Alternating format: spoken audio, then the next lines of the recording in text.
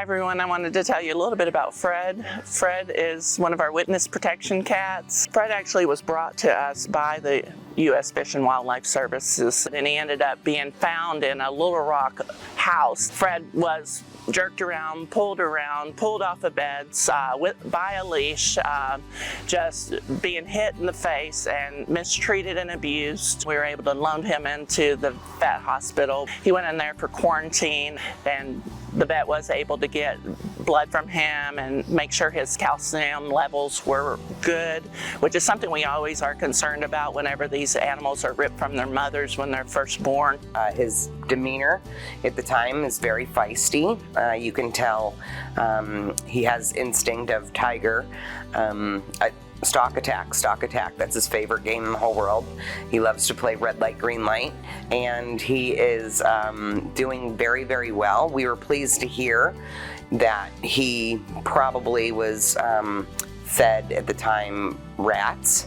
The good thing about rats is that they were feeding whole rats, kind of like you would buy for your reptiles, snakes and such to feed them. So they were full of some good nutrients, along with bones, which is where a lot of calcium comes from. And many times in these young big cats, the cubs, they are not receiving the proper calcium nutrition that they should be, because they're being fed boneless diets such as ground meat, ground turkey, etc. What was most concerning really was zinc, copper, and iron levels.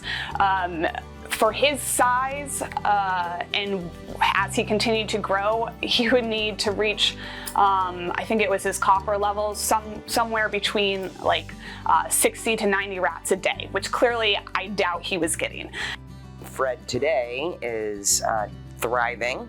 He loves all of his neighbors. He had no fear of any of the cats around him, which was also great to see.